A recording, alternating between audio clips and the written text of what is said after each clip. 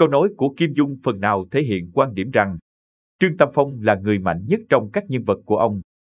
Trong một cuộc phỏng vấn của tờ báo Hồng Kông năm 1994, nhà văn Kim Dung đã được hỏi một câu rằng ai là người có võ công cao nhất trong các tác phẩm tiểu thuyết của ông. Sau đó Kim Dung đã lập tức trả lời, người đó là Trương Tam Phong. Võ công của Trương chân nhân nghìn năm trước không ai sánh bằng, nghìn năm sau cũng chẳng ai vượt qua nổi. Vậy tại sao Kim Dung lại ưu ái với Trương Tam Phong như vậy? Một, Kim Dung hâm mộ lẽ sống của Trương Tam Phong ngoài đời thật. Trương Tam Phong Trương Quân Bảo là nhân vật lịch sử có thật ở thời cuối nhà Nguyên đầu nhà Minh. Ông là người sáng lập ra phái võ đàn cũng như hai môn võ Thái Cực Quyền và Thái Cực Kiếm. Theo các truyền thuyết và lời kể về ông cho thấy Trương Quân Bảo là một tông sư võ học Trung Quốc mọi thời đại. Đến cả Minh Thái Tổ Chu Nguyên Chương cũng 5 lần 7 lượt cho mời bằng được ông về phục vụ. Tuy vậy, Trương Tam Phong là một đạo sĩ ẩn dật, đúng chất của một cao thủ võ lâm. Không màng danh lợi, không cần phải so tài cao thấp với ai, hành hiệp giúp đời. Thay vì tới giúp Minh Thái Tổ, ông thích cuộc sống thần tiên ngao du sơn thủy hơn.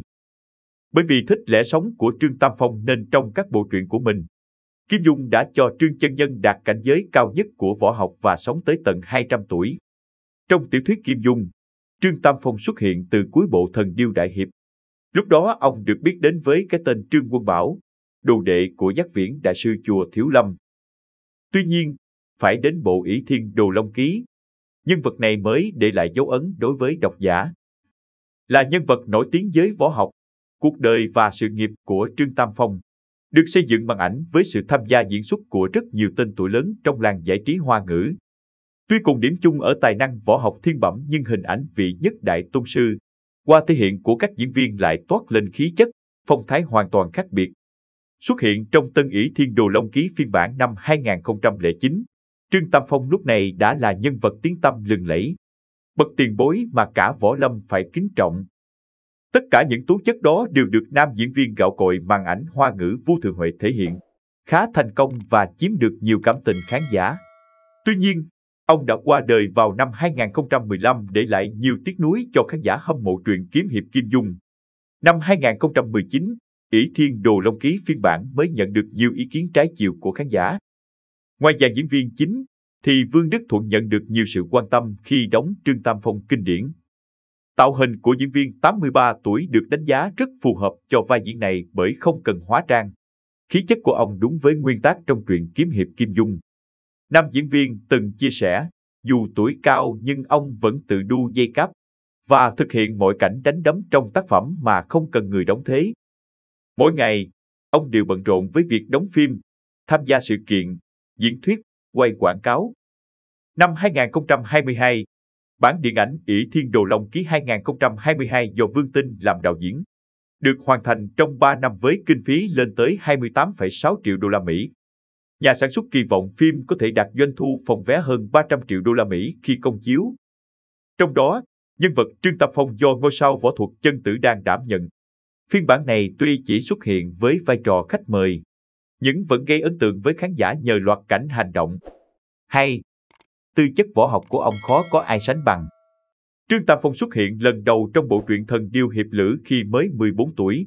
Lúc đó ông đi theo giúp việc cho đại sư Giác Viễn trong chùa Thiếu Lâm. Và hình ảnh về ông kết thúc trong bộ Ỷ Thiên Đồ Long Ký.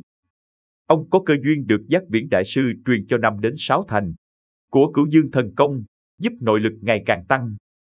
Sau này khi về già, Trương Tam Phong còn tự sáng ra bộ võ Thái Cực Quyền và Thái Cực Kiếm lấy nguyên lý dùng tĩnh chế động, dùng nhu khắc cương. Nếu đem lên bàn cân so sánh, có 3 người có thể sánh ngang với Trương Tam Phong trong kiếm hiệp Kim Dung. Đó là Vô Danh Thần Tăng trong Thiên Long Bát Bộ, Độc Cô Cầu Bại xuất hiện gián tiếp trong Thần Điêu Đại Hiệp, và Tiếu Ngạo Giang Hồ và Vương Trùng Dương trong Anh Hùng Xạ Điêu và Thần Điêu Đại Hiệp. Cũng giống Trương Tam Phong, cả ba đều có võ công đạt đến mức cảnh giới, không có đối thủ trong những bộ truyện có sự xuất hiện của mình. Vô Danh Thần Tăng có thể chế ngự các nhân vật mạnh nhất trong truyện, nhưng võ công của ông đến từ 40 năm vùi đầu trong tàng kinh các, còn bản thân không sáng tạo được môn võ nào mới. Vương Trùng Dương thì được Thanh Hư đạo trưởng truyền thủ. Bản thân Vương Trùng Dương cũng không sáng tạo được môn võ nào vang danh thiên hạ. Còn với kiếm ma độc cô cầu bại, rất khó xác định được nguồn gốc võ công, nên không bàn đến ở khía cạnh sáng tạo võ học để so sánh. Tuy nhiên, về sự thấu ngộ thì nhân vật này thua xa Trương Tam Phong. Cụ thể, đây là người tự nhận mình vô đối trong thiên hạ. Xét về tư chất võ học thì nhà văn Kim Dung thừa nhận không ai có thể sánh bằng Trương chân nhân.